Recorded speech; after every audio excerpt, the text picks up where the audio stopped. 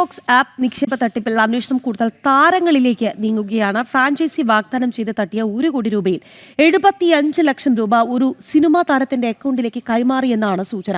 Save ബോക്സുമായിട്ടുള്ള പരസ്യക്കരാർ രേഖകൾ ഒരാഴ്ചയ്ക്കകം നൽകണമെന്ന് നടൻ ജയസൂര്യയ്ക്ക് ഇഡി നിർദ്ദേശവും നൽകിയിട്ടുണ്ട്. വിവരങ്ങളുമായി മിഥുൻ അയ്യപ്പൻ ചേരുകയാണ്. മിഥുൻ, ഈ സേവ് ബോക്സ് ആപ്പ് നിക്ഷേപ തട്ടിപ്പ് കേസ് കൂടുതൽ താരങ്ങളിലേക്ക് അന്വേഷണം നീളുകയാണ്. ഒപ്പം തന്നെ ജയസൂര്യയ്ക്ക് ഒരാഴ്ച സമയം നൽകിയിട്ടുമുണ്ട്. ഈ കേസുമായി ബന്ധപ്പെട്ട ഇപ്പോൾ നിലവിലത്തെ അപ്ഡേറ്റ് എങ്ങനെയാണ്?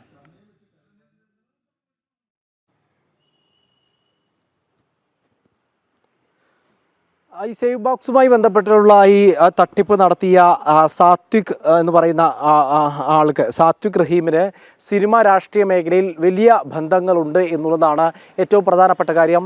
അതുകൊണ്ട് തന്നെ കൂടുതൽ ഈ തട്ടിപ്പിൽ കൂടുതൽ സിനിമാ താരങ്ങളും അതുപോലെ തന്നെ രാഷ്ട്രീയക്കാരും ഉൾപ്പെട്ടിട്ടുണ്ടാകാം, അല്ലെങ്കിൽ അതിൻ്റെ ഗുണം അവർക്ക് ലഭിച്ചിട്ടുണ്ടാകാം എന്നുള്ള ഒരു നിരീക്ഷണത്തിലാണ് ഇപ്പോൾ ഉള്ളത്. അതിൻ്റെ ഭാഗമായി ഇഡി അവരിലേക്ക് കൂടി അന്വേഷണം നീളുന്നു എന്നുള്ളതാണ് ഇപ്പോൾ വ്യക്തമാക്കിയിട്ടുള്ള ഒന്ന്.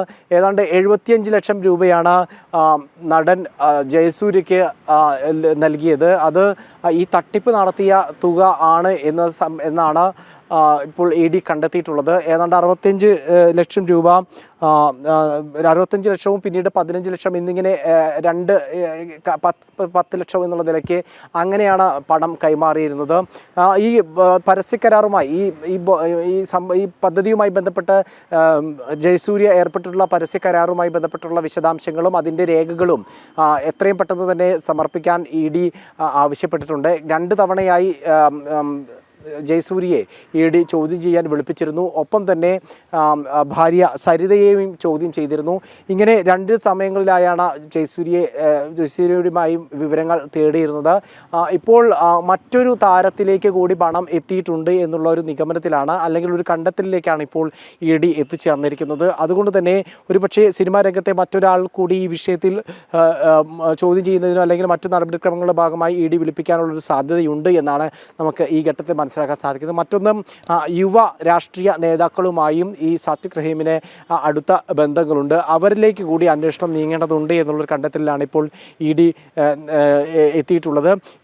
ഇവരുടെ എല്ലാം സാമ്പത്തിക ഇടപാടുകൾ പരിശോധിക്കുക എന്നുള്ളതാണ് ഏറ്റവും പ്രധാനപ്പെട്ട കാര്യം. ഏതെങ്കിലും തരത്തിൽ തട്ടിപ്പ് നടത്തിയ പണം ഇവർക്ക് ലഭിച്ചിട്ടുണ്ട് എങ്കിൽ അവ വീണ്ടെടുക്കുന്നതിനുള്ള ശ്രമങ്ങളെല്ലാം തന്നെ ഇഡിയുടെ ഭാഗത്തുനിന്നുണ്ടാകും.